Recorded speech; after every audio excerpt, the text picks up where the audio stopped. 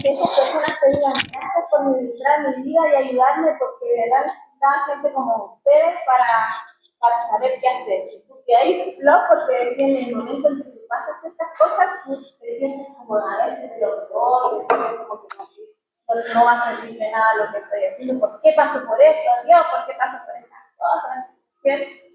Pero después con el tiempo vas viendo de que estas cosas son de bendición para otros, que ayudan a otro, y de eso doy gracias porque no nos pasó solo esta vez, sino que hace unos 5 años atrás nos volvió a pasar de nuevo, y ese matrimonio hace 5 años atrás hoy está bien.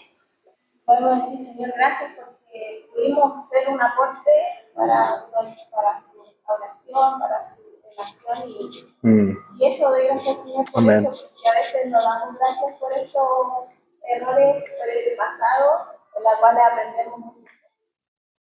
Y van a ser de Dios. Amén. Lo que alguna vez fue, lo hemos repetido acá, ¿no? Lo que alguna vez fue maldición en tu vida, Dios lo transforma en bendición. No tengo idea cómo el Señor lo hace, pero lo que alguna vez fue bendición, esta es una palabra para alguien, ¿no? Lo que alguna vez fue maldición para tu vida, Dios lo va a revertir en bendición en algún momento. Que alguien tome esa palabra. Y nos vamos, no vamos a leer Hechos capítulo 10, pero está en Hechos capítulo 10. No lo vamos a leer, así que vengan, lo voy a contar. Eso queda para que los voy a desafiar para que lo puedan leer en la casa. Fíjense que uno se sabe esta historia, pero a veces se pierde de detalles, la memoria es frágil y uno se pierde de algunos detallitos que son tan enriquecedores. ¿Cuántos creen que la Biblia, si pone algo, la escritura ahí, es por algo? Aunque diga una persona iba caminando por tal ciudad y uno dice, bueno, es la ciudad nomás, ¿no? Pero la Biblia es tan intencional que a la hora incluso de poner una ciudad también tiene una explicación y una profundidad teológica y tiene un sentido, una palabra rema para nuestros días. Una palabra rema, una palabra específica para hoy. Gloria al Señor. Entonces nos encontramos en Hechos capítulo 10. ¿Se acuerdan cuando conté la historia de Saulo y Ananías? Y yo les dije que iba a contar 2 historias, pero que eran paralelas. ¿Se acuerdan? Bueno, ahora vienen 2 historias que también son paralelas. 2 historias paralelas. También. Aquí nos vamos a encontrar en Hechos capítulo 10. Pero antes de eso pensaba en lo siguiente. Dios nos llama constantemente a vivir y a valorar los procesos que vivimos como seres humanos. Dios nos llama a vivir y a valorar procesos. ¿Cuántos aman los procesos? Digan la verdad, sí. Digan la verdad. Amén. Amén. Pero ya no me procesen más, por favor. ¿Cuántos valoran los procesos?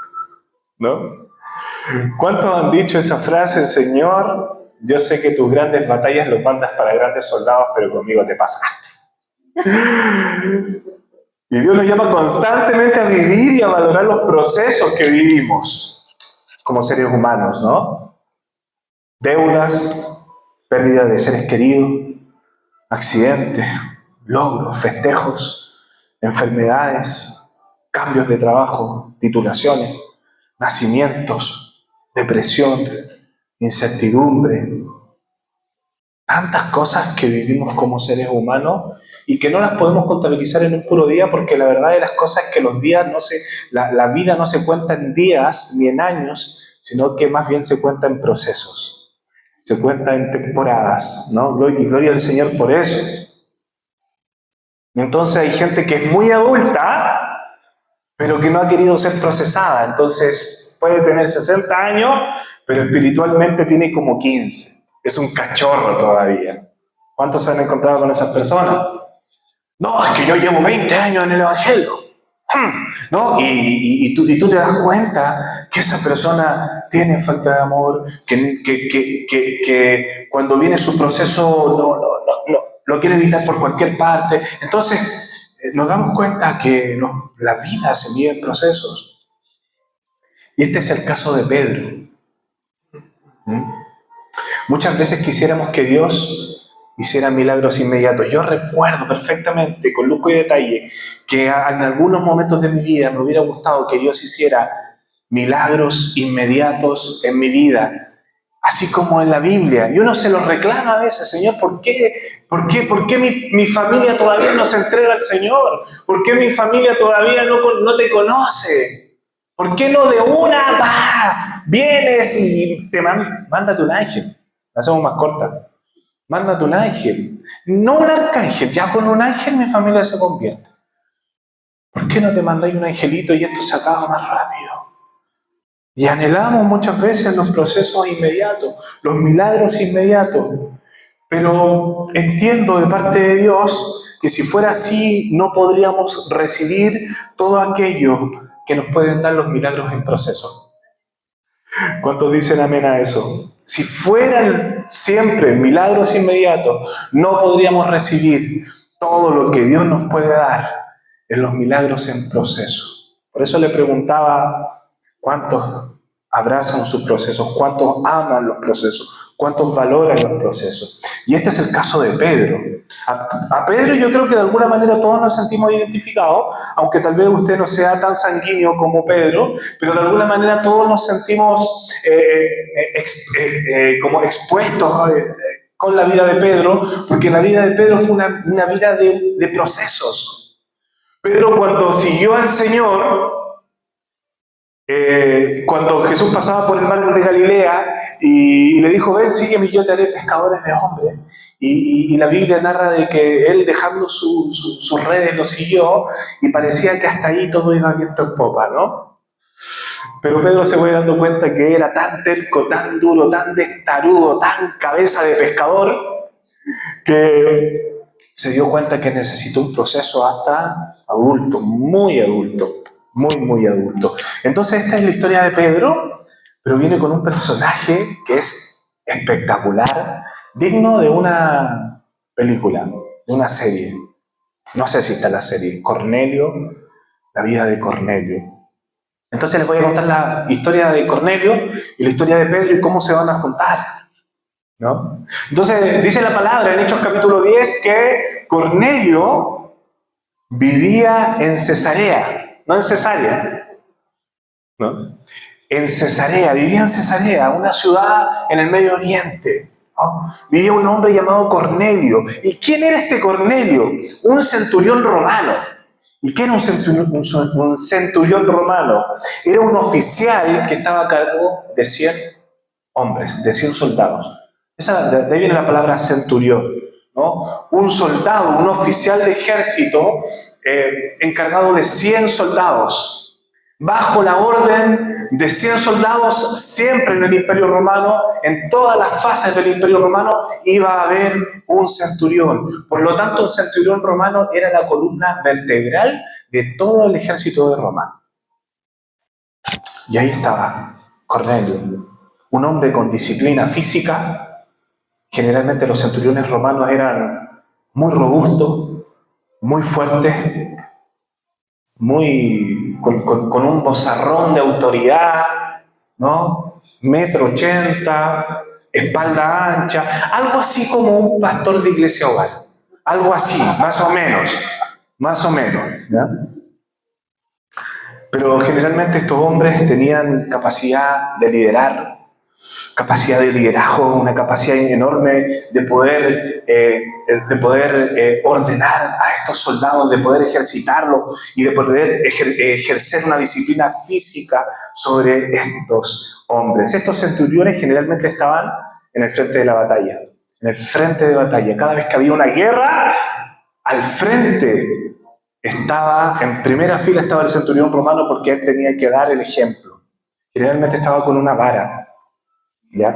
Esta vara era como un estandarte, y al grito del centurión todo el mundo iba a la guerra a luchar contra el enemigo.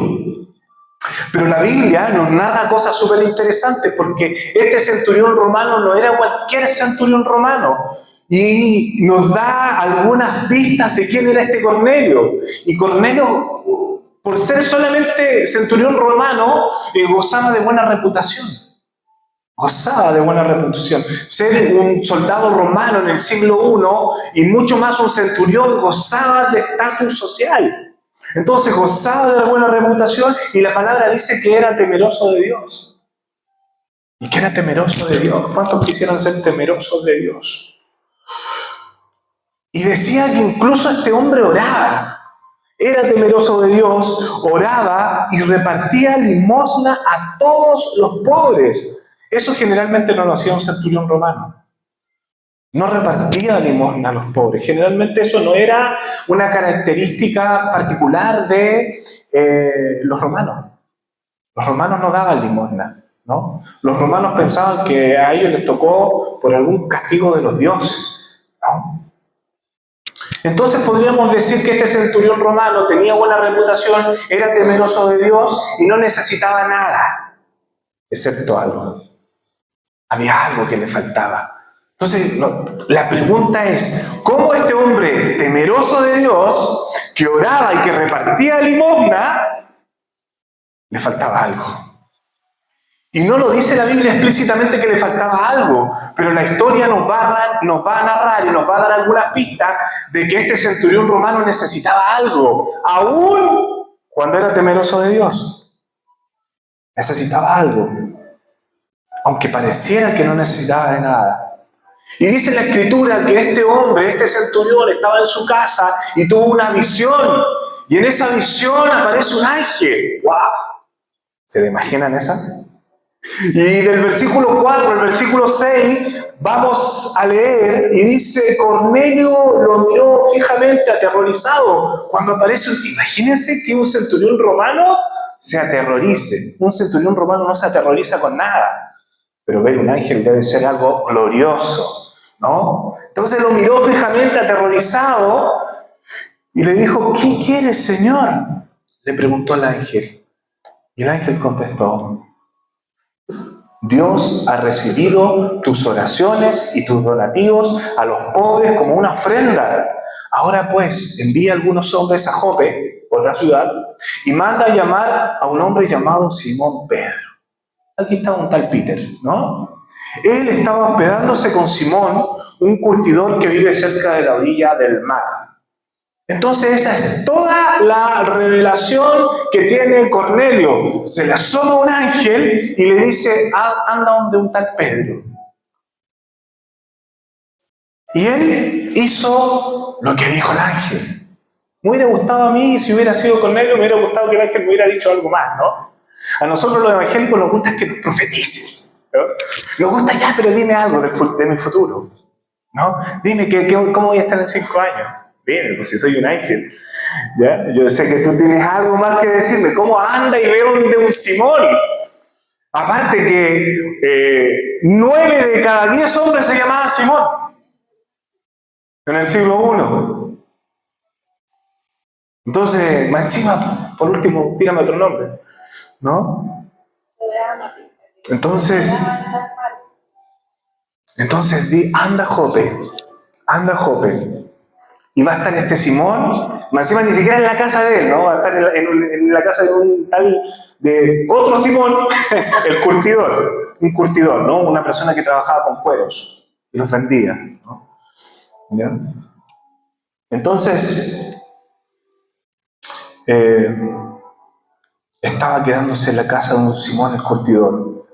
Y desde allí se traslada la historia a Peter, a Simón Pedro. Y ahí estaba Simón, en una casa ajena. Yo me imagino, por las características de Simón, es que Simón era una persona tan extrovertida y tan impulsiva y tan llena de ganas de hacer cosas. Yo creo que Pedro se levantaba y iba a pescar y decía, yo creo que en su mente, ¿saben lo que decía? Yo creo que él decía: yo estoy para algo más. Pero no pensando en Cristo, ¿eh? Le decía: antes de que conociera al Señor, yo estoy para algo más, como un par de pescados y ir a donde mi familia y comer y saciarme y ver cómo pago los impuestos después, porque no sé cómo lo voy a hacer, pero yo estoy para algo más, yo soy fuerte, yo soy inteligente, y yo me imagino así. Y era un hombre que le gustaba visitar, que le gustaba estar con la gente y dice la palabra que Simón va a la azotea a orar. Y fíjense que Simón, Pedro, y le vamos a poner Pedro para no confundirnos con el otro Simón, el curtidor, y Pedro estaba orando, dice la Escritura. Está orando y aquí pasa algo cuático, como decimos nosotros los chilenos, ¿no? Cuático. ¿Qué es cuático para la señal internacional? ¿Qué es cuático? Para que, oye, no crean que nos ven de afuera. ¿En serio que sí? ¿En serio que qué es cuático? ¿Alguien puede decir que es cuático? Como algo inesperado. Ya, algo inesperado, algo exagerado, algo impresionante, ¿sí? Ahí, intenso, anótelo. Entonces, pasó esto, que mientras oraba, no señala la palabra, sí terminó de orar, ¿ya?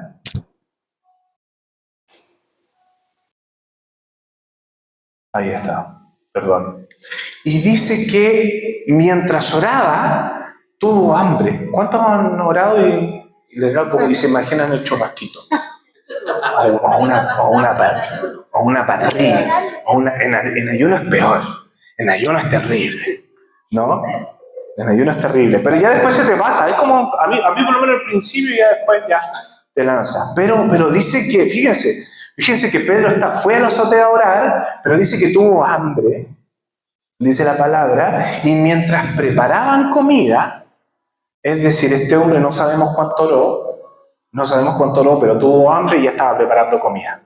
O sea, desde la oración se fue a la parrilla, ¿no? Y dice que estaba preparando comida, y dice la Escritura, no sabemos si ya había dejado de orar, pero dice la Escritura que cayó en un estado de éxtasis. Tenía tanta fatiga. Y aquí estaba con mucha hambre. No, el éxtasis fue...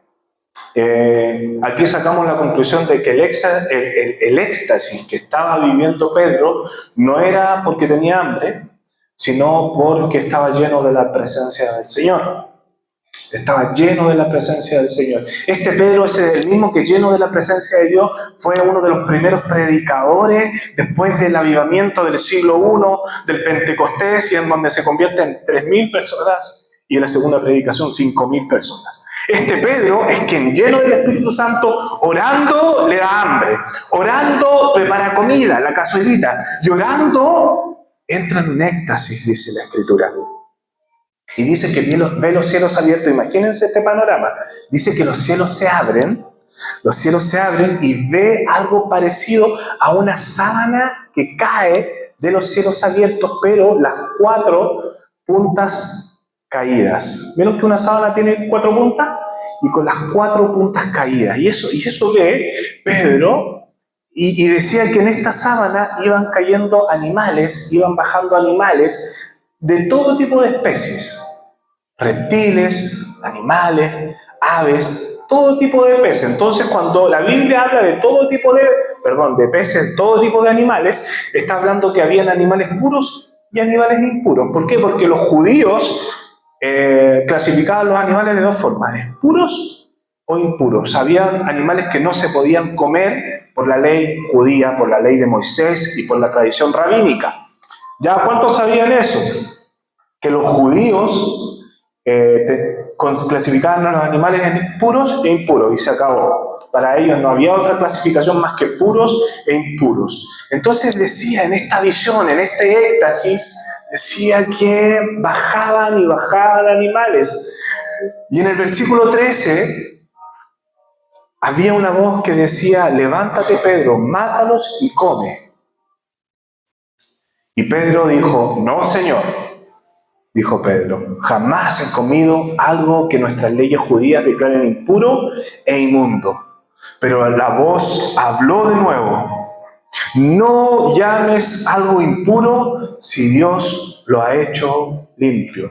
Y aquí hay un versículo clave, iglesia, ¿no? Entonces baja todo tipo de animales y le dice: mátalos y come, es decir, prepara el asado. Prepara la parrilla. Y Pedro, como buen judío le dice: no puedo comer porque hay animales impuros en esto que estoy viendo. No puedo. Mi religión no me lo permite, decía, ¿no? Y esta voz, fíjense que dice que hay una voz, todavía no dice que es Dios, pero dice, esta voz habló de nuevo y dice, no llames impuro a lo que Dios lo ha hecho limpio. En otras versiones dice, no llames impuro a lo que Dios ha santificado. ¿Saben cuál es el problema de la religión? Que nosotros satanizamos cosas que Dios ya santificó. No sé cuántos dicen amén a eso, pero a mí me pone feliz. Me pone contento eso, menos mal.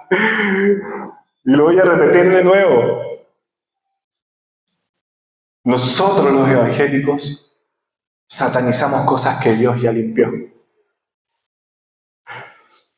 Gloria al Señor, ¿no? Gloria al Señor porque el Señor hace las cosas nuevas. Entonces nos encontramos frente a un murallón en nuestra religión y nos vamos a encontrar con errores garrafales de nuestra iglesia. Y nos vamos a encontrar con iglesias en donde todos consideran pecado. Y nos vamos a encontrar con iglesias en donde las señoritas no pueden subirse a este lugar porque están menstruando. ¿Cuántos sabían eso? Y nos encontramos con iglesias en donde una mujer con jeans no puede entrar.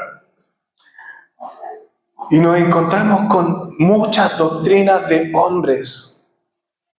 Y hoy por hoy nos encontramos con más doctrinas de hombres que de Dios. Y ahí hay un problema complicado, ¿no? Para la iglesia, ¿no? Entonces Pedro representa esa religiosidad que de alguna manera nosotros la vamos matando una y otra vez y la queremos ir matando. Entonces el proceso de Pedro fue tan fuerte que tuvo que recibir una visión o un estado de éxtasis para poder entender, pero adivinen qué, Pedro no entendió. ¿Cómo la ven esa? ¿Cuántos se sienten identificados con Pedro, no? Cuando el Señor te habla y uno dice, ¿qué? ¿Qué dijiste? Como que no lo entendí. No entendí lo que me has querido decir. Entonces, no llames algo impuro si Dios lo ha hecho limpio, ¿no? Entonces nosotros nos encontramos como iglesia en tiempos en donde satanizamos lo que ya está santificado. Pero ¿saben lo otro que pasa con la iglesia? Que nosotros pervertimos lo que Dios ha santificado. Entonces nos encontramos con cosas que son tremendamente buenas, pero nosotros lo hemos pervertido, ¿no? Entonces nos encontramos con una iglesia en donde su Instagram no está santificado, ¿no? Su TikTok no está santificado, ¿no?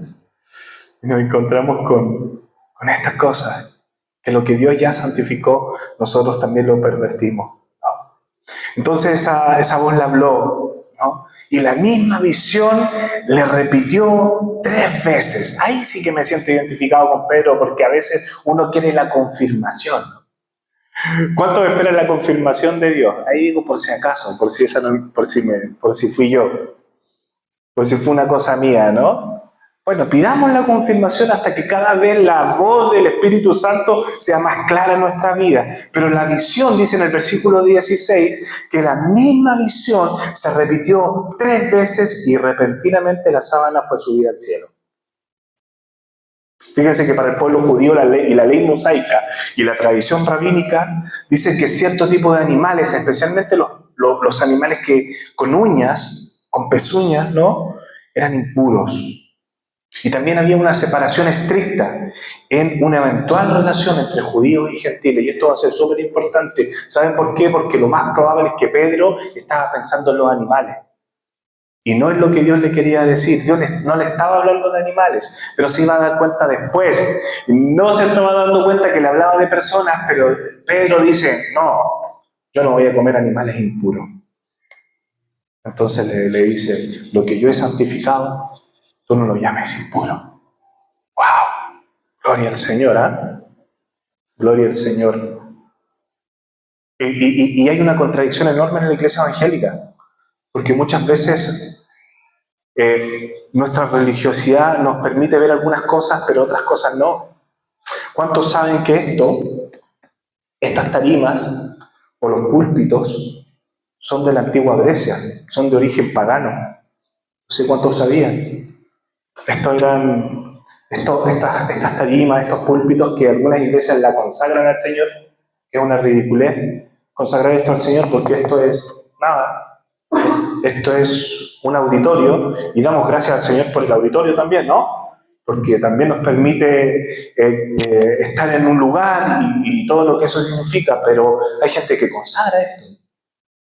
Los más religiosos consagran esto, pero no saben que esto nació mucho antes del Señor Jesucristo. La palabra iglesia, eclesía, ya se ocupaba. Lo ocupaban los paganos, los gentiles.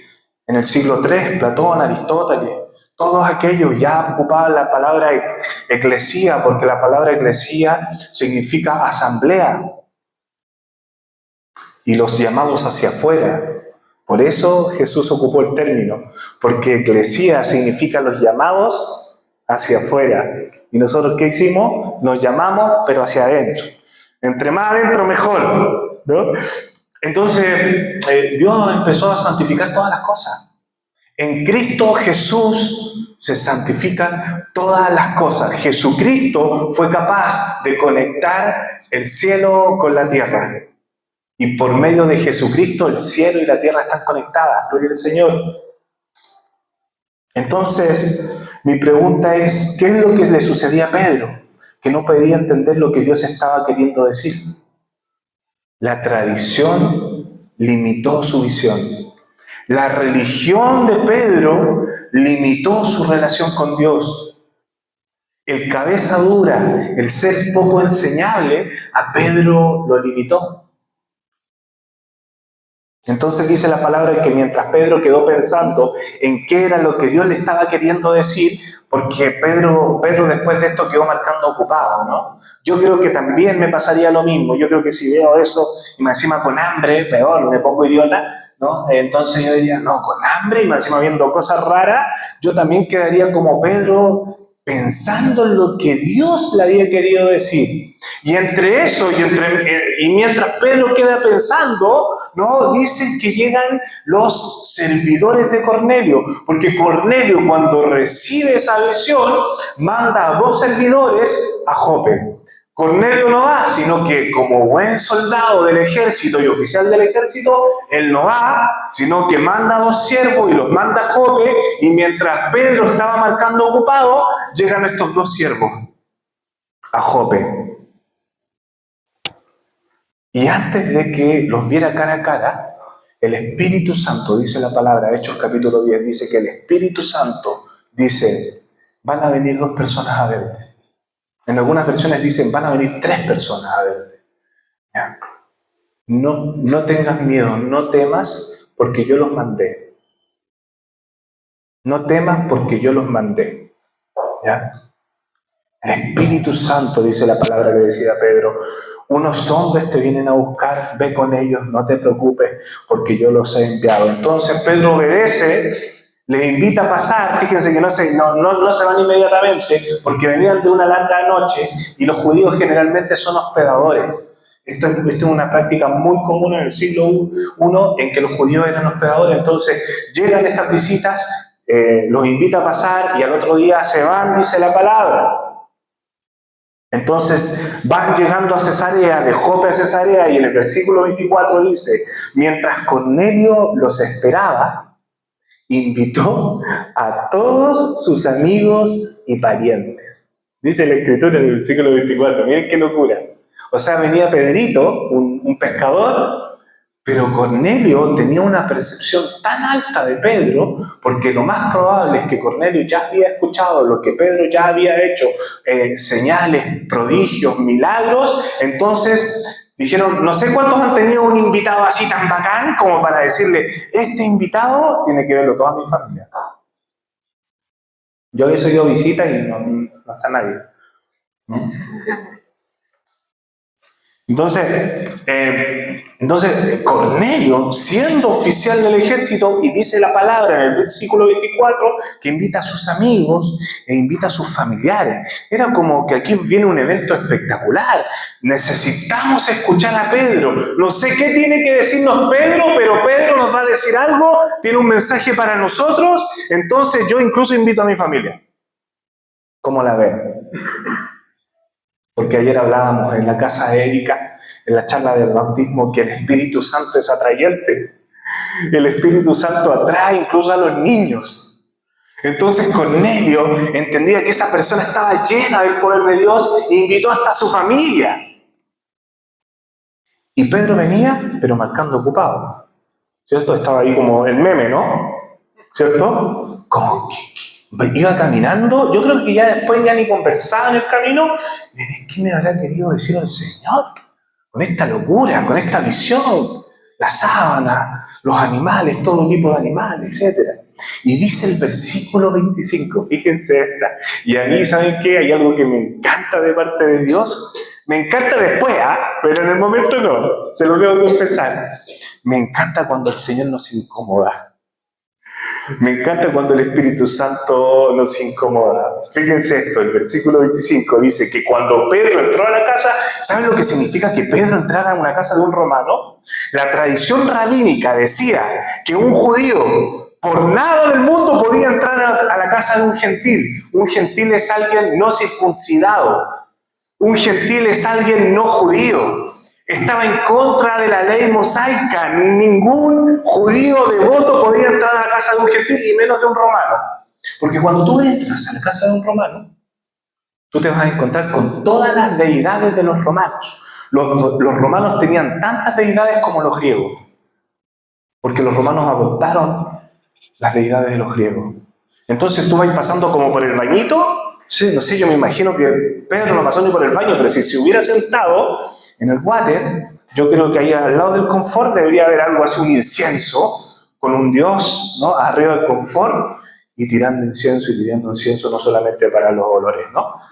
Entonces, yo me imagino este panorama porque Hechos capítulo 10 no lo explica, no lo dice, pero yo creo que Pedro iba y se sentía tan mal, ya estaba marcando ocupado y tenía que entrar a la casa de un centurión romano, de un pagano.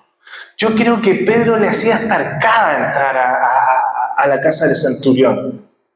Ya era algo, era una casa que ningún judío podía entrar, pero como el Espíritu Santo le había dicho, entra, pero yo creo que hacía arcada cuando entraba, ¿no? Entonces, mientras Pedro pasaba, yo me lo imagino, mientras Pedro pasaba, yo creo que por lo menos entró con mascarilla, ¿no?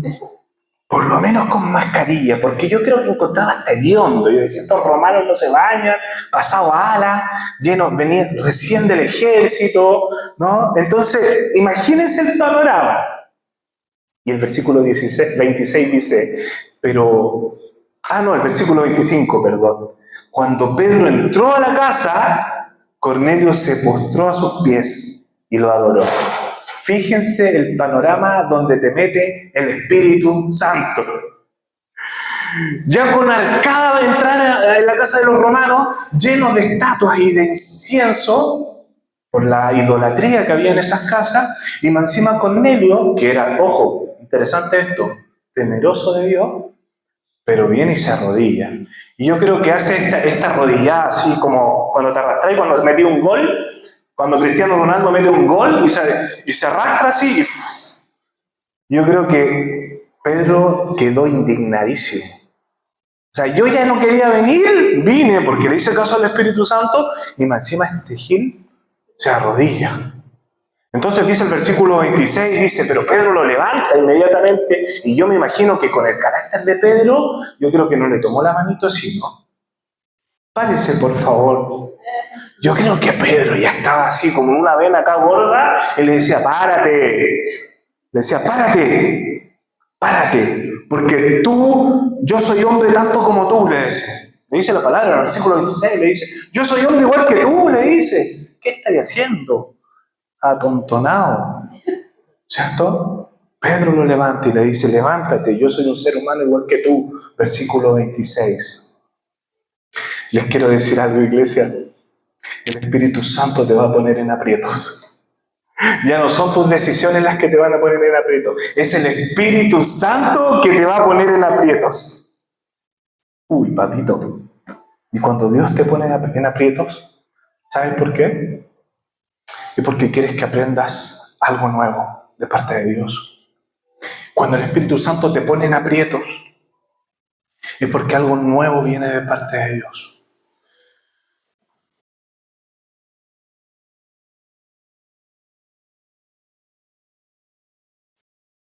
Cuando el Espíritu Santo te pone en aprietos, es porque quieres que tú aprendas algo, o mejor aún, quieres que reaprendas algo. Fíjense que reaprender es algo que tú dabas por sentado. Había una convicción sobre algo que tú entendías que estaba correcto y no lo estabas. Entonces Pedro tuvo no solamente que incomodarlo el Espíritu Santo, sino que tuvo que reaprender algo que él ya daba por hecho. No, yo no como animales impuros. No, yo nunca yo me imagino a Pedro jurando de guata, como buen pescador, yo nunca voy a entrar a la casa de un romano. Probablemente en esas charlas de amigos, ¿no? Jugando unas cartitas en la barca. No, yo ni curado. Ni curado entro en la casa de un romano. Ni en el peor de mis momentos. Y ahí estaba el Espíritu Santo poniéndote en aprieto. Iglesia, a veces uno se pone en aprieto uno solo. Pero yo oro al Señor para que tú puedas discernir cuándo el Espíritu Santo te está poniendo en aprieto. A mí me ha pasado.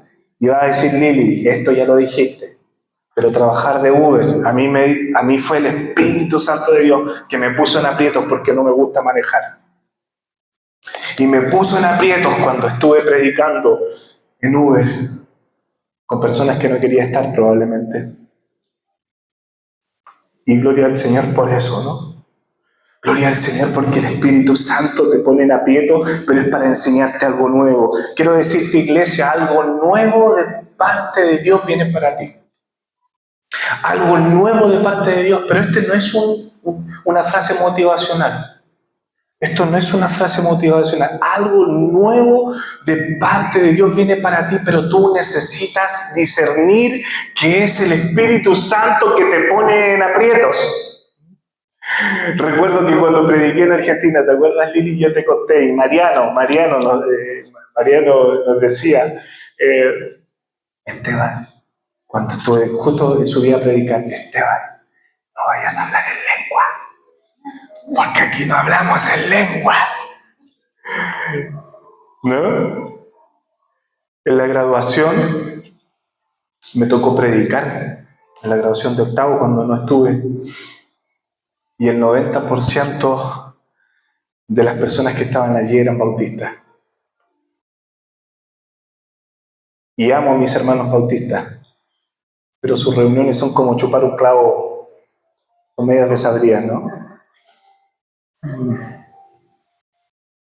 Y no le dan el espacio a que el Espíritu Santo lo ponga en aprietos.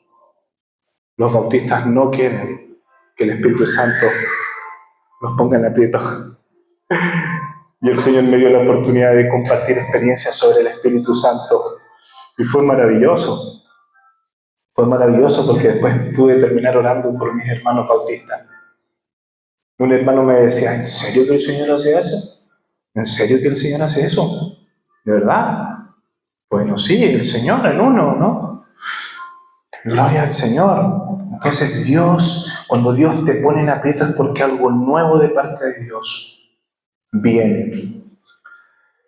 Dios le estaba mostrando a Pedro que él no tenía favoritos. ¡Qué maravilloso! Versículo 34. Entonces Pedro respondió, veo con claridad que Dios no tiene favoritos. ¿Saben que esa conclusión es muy fácil hoy por hoy para nosotros? Pero a Pedro, el Espíritu Santo lo tuvo que llevar a una casa romana con 1000 ídolos dentro de la casa para que diga Pedro, era verdad. Dios no tiene favoritos. Y el título de hoy es Dios no tiene favoritos, de las mismas palabras del apóstol Pedro. Entonces, yo te quiero preguntar, ¿a dónde te tiene que llevar Dios para que tú digas, el Señor no tiene favorito?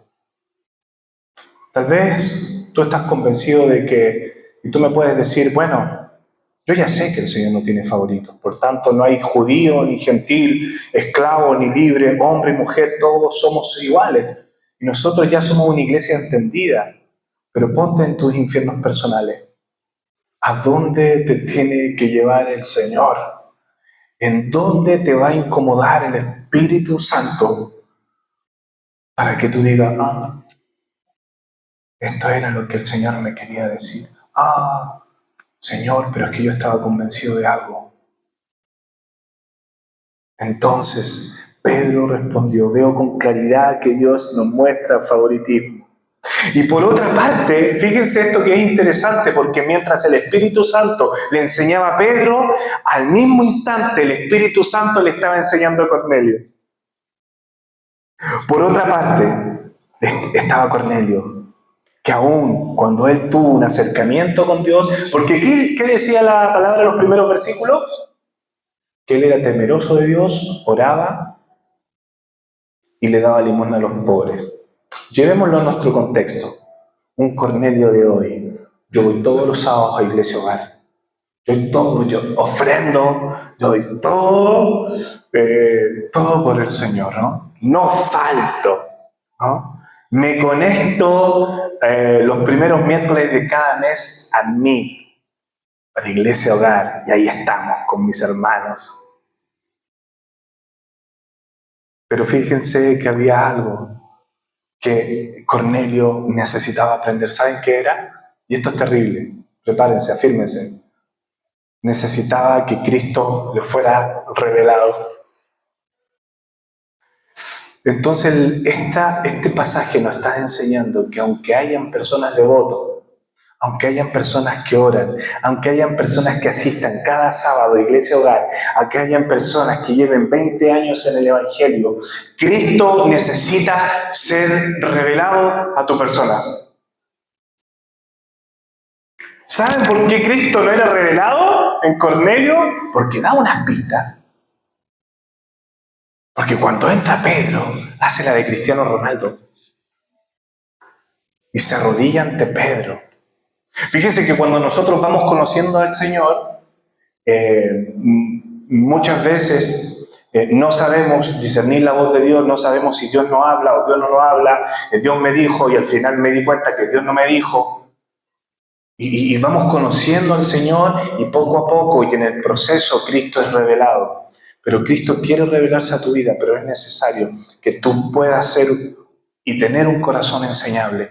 Puedas tener un corazón que diga, ¿sabes qué, Señor? Yo tengo muchas cosas que he aprendido en el transcurso del tiempo, pero igual quiero que tú santifiques mis pensamientos, quiero que tú santifiques mis verdades. Señor, por favor, ¿sabes qué? Acá estoy como una ofrenda de amor. Yo te entrego mis verdades para que tú las santifiques, Señor, porque yo no quiero encontrarme contigo cuando estés satanizando algo y tú me digas, no llames satánico a lo que yo he purificado. Yo no quiero, Señor, yo quiero entender, yo quiero ser un hombre entendido. Y Cornelio, cuando él tuvo un acercamiento a Dios, todavía no tenía un encuentro real y genuino con él. Necesitaba tener una revelación completa acerca de quién era Cristo. Y fíjense que Cornelio era devoto, pero necesitaba crecer. Necesitaba abrazar los procesos, no inmediatos, sino que necesitaba abrazar los procesos largos, duraderos. Pero si Cornelio era líder, era un oficial de ejército, y saco algunas conclusiones acerca de Cornelio. El liderazgo de Cornelio no significó una madurez espiritual para él. Quiero decírtelo de otra forma. El liderazgo aprendido no significa que nosotros podamos tener una madurez espiritual. Tu posición en tu trabajo, en tu escuela, en tu función como familia no significa que tienes una madurez espiritual. El estar a cargo de tantas personas no significa que estés conociendo realmente a Dios. Qué fuerte lo que nos enseña Cornelio, ¿no? Una posición, un micrófono, estar aquí adelante, no significa necesariamente que el pastor sea maduro espiritualmente. No significa que tu líder sea maduro espiritualmente, porque ocupa solamente una posición. Los procesos de Dios muchas veces significarán puertas cerradas. Pedirle tanto a Dios para que la enfermedad de mi madre se cure, pero no hay respuestas. Siguen las diálisis, siguen los malos diagnósticos, pero ahí estoy, ¿no? En la butaca de la vida, creyéndole al Señor, creyendo que esto es un proceso, creyendo en que el Señor está en medio del proceso, pidiéndole al Señor que Cristo se revele a mi vida y saber que es Él el único que hace las cosas. Nosotros hacemos cosas, por supuesto, y no desmerecemos los esfuerzos personales. Pero cuando se trata de salvación, toda la atribución es para el Señor. Cuando se trata de lo que el Señor ha hecho en tu vida, el mérito primeramente es para Dios, primeramente es para Cristo. Entonces, mientras Dios le enseñaba a Pedro, a través de Cornelio, Dios le enseñaba a Cornelio por medio de Pedro. ¿Sabes? Escucho medio enredado, ¿no? Lo voy a repetir. Mientras Dios le enseñaba a Pedro a través de Cornelio, Dios al mismo tiempo le enseñaba a Cornelio a través de Pedro. Gloria al Señor. Acompáñame, Lili. Vamos a terminar. Y antes de orar, quiero decirte esto. Dentro de todo tu proceso, necesitas a un Pedro en tu vida. ¿Se acuerdan la palabra anterior? Que todos los Saulos necesitan una Ananías. ¿Se acuerdan esa parte? Todos los Saulos necesitan una Ananías. Iglesia, necesitamos a aquellos Pedros. Necesitamos a los Pedros que no era perfecto Pedro, bien lo sabemos, ¿cierto? No era perfecto, pero necesitamos a un Pedro que nos revele con mayor amplitud a la persona de Cristo. Todo Cornelio necesita un Pedro. Todo Cornelio necesita un Pedro. Es el llamado de la iglesia. Hay un llamado de ser esos Pedros para esos Cornelios. Pero también hay un llamado para los Cornelios de que vayan a buscar a esos Pedros. Anda a buscar a esos Pedros. Anda a buscar a esos Pedros. Esos Pedros pueden ser personas que te influencian para acercarte más a Cristo. Y tú te dices, pero es que no es perfecto. No es, pero es que tiene sus cositas también, pues. Tiene sus cositas. Pero esa persona es la que el Señor va a usar para que Cristo sea revelado a tu vida, para que haya un discipulado intenso, intencional, profundo, significativo. Iglesia, necesitas un Pedro para que alguien te diga las cosas. Necesitas un Pedro para que alguien te diga las cosas. Necesitas una Ananías para que ponga tus manos sobre ti y seas lleno de la presencia del Señor y puedas recobrar la vista y esas escamas puedan caer. Gloria al Señor. Necesitas a un Pedro, ¿sabes para qué? Para que te levante de la idolatría. ¡Levántate! Ahí no, hermano, ahí no. No es donde tú te tienes que arrodillar. No es ahí, hermano. No nos arrodillamos frente a eso. Gloria al Señor, y yo oro para que en ti y en mí haya un Pedro que te diga, levántate, levántate. porque lo que el Señor santificó, nosotros no lo podemos llamar impuro. Lo que el Señor santificó en este tiempo, iglesia, utilízalo. Lo que el Señor santificó, utilízalo. Algunos te van a llamar extremista, liberal, pero lo que el Señor santificó, no lo llamemos nosotros impuro. Necesitamos en la iglesia a esos Pedros que van por Cornelio. Necesitamos a esos Ananías que van por los Saulos. Necesitamos a esos Pablos que vayan por los Timoteos. Padre, en el nombre de Jesús,